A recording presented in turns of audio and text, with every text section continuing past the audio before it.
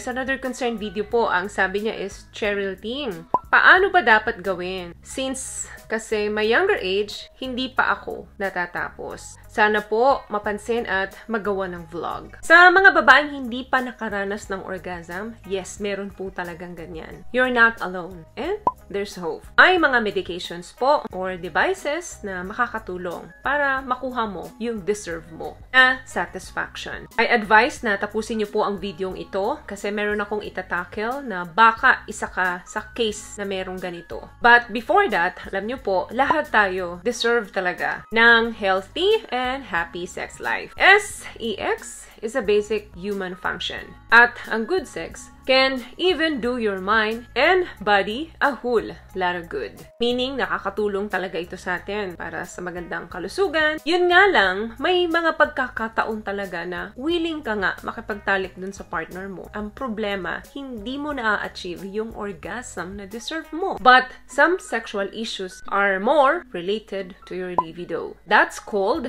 hypoactive sexual desire disorder. Ito yung mga may interest ka ngang makipagtalik ka, no? Pero hindi mo na-achieve na mag-orgasm consistently. Anorgasmia ang tawag ng mga doktor natin dito. Ang anorgasmia po ay isang type ng sexual dysfunction in which person cannot achieve orgasm. Despite na sinubukan mo naman na lahat ng klase ng stimulation, mapa-tingle stimulation man, or mapa-vaginal. At least 4.6% nangyayari ito sa mga kababaihan. Pangilan-ngilan, nangyayari din po ito sa mga kalalakihan, lalo na yung medyo bata-bata pa. Ano ba po yung mga causes nito? Sometimes, classified ito na psychiatric disorder. Pwede rin na cause ito ng physiological problems such as kung diabetic ka, or yung may mga Parkinson's disease, or mga pelvic trauma, hormonal imbalance. For example, nagkaroon ka ng mga injury, ano? Nagbibisikleta ka nung bata ka pa, then madalas kang na-aksidente, nag-gymnast ka, tumama ka dun sa beam, then nasapul yung bandang baba,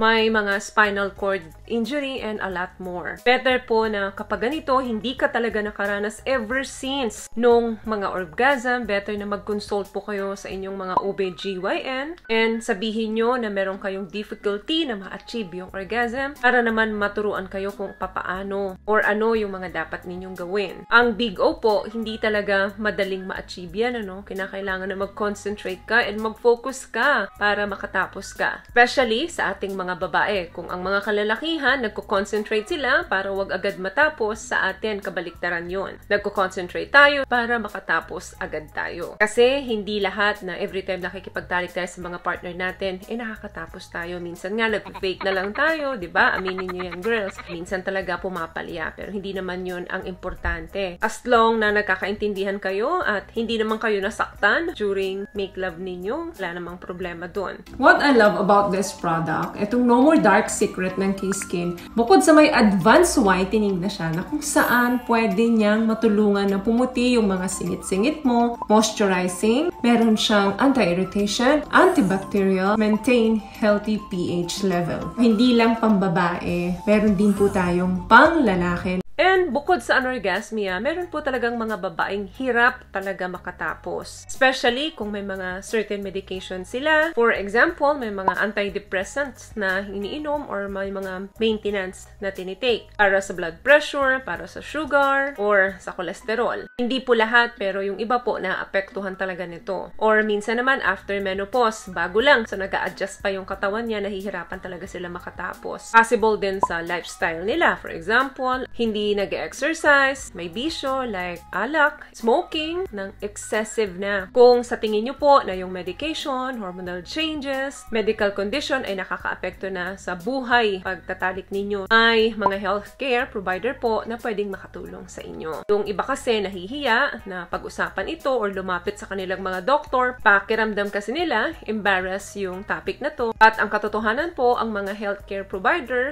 matutulungan po talaga kayo neto nang hindi kayo hinuhusgahan. Diyan po talaga sila expert, paniguradong may maitutulong sila sa inyo. And very important din na i-communicate ninyo ng mabuti ito sa mga partner ninyo. Huwag ninyong solohin na kayo naghihirap dyan. Tapos yung mga partner ninyo nabibigyan ninyo ng satisfaction. Kasi yung iba, posibleng hindi naiintindihan to, na meron po talagang mga kababaihan at meron din pangilan-ngilan na kalalakihan na hindi pa talaga nakaranas na makatapos. Tulad po ng concern nitong isang follower natin na simulat sa pool daw ay hindi siya nakaranas makatapos. Kung ginawa mo naman na lahat, inakiliti mo na sa partner mo lahat ng mga parte ng katawan mo, yung mga erogenous zone mo, pero wala pa rin nangyari. Lumapit po kayo sa mga eksperto natin kasi sila po ang makakatulong sa inyo para maranasan nyo rin yung nararanasan ng mga babaeng nakakaranas nito. Important din na alam mo kung nasaan yung mga erogenous zone mo o yung mga makikiliting parte ng katawan mo. Kung ito ba ay nasa tinggil, nasa vagina, or nandoon sa nipple natin, o kung saan pang ibang parte ng katawan natin. Kasi kung alin yung pinaka makiliti doon para sa'yo, doon ka magfo-focus. Kailangan mo ba ng may partner or kailangan nung solo ka lang at gumagamit ka lang ng mga toys para ma-pleasure mo talaga yung sarili mo. So, dapat ma-discover mo pa yung sarili mo. Kabisado mo kung ano yung kailangan ng katawan mo. Kasi sayang naman, regalo ng Diyos sa atin yan. So, dapat deserve natin ito na maranasan. So, yan lamang guys ang video natin for today. I hope nakatulong po ang napag-usapan natin dito. At kung nagustuhan niyo po ang ating video, please give it a thumbs up, comment down below, and share this video na rin po sa mga kaibigan na sa tingin nyo matutulungan ng video natin. Once again, palagi po kayong mag-iingat at palagi po kayong manalangin. Thank you guys for watching and see you in the next one. Always love yourself and be a blessing. Bye!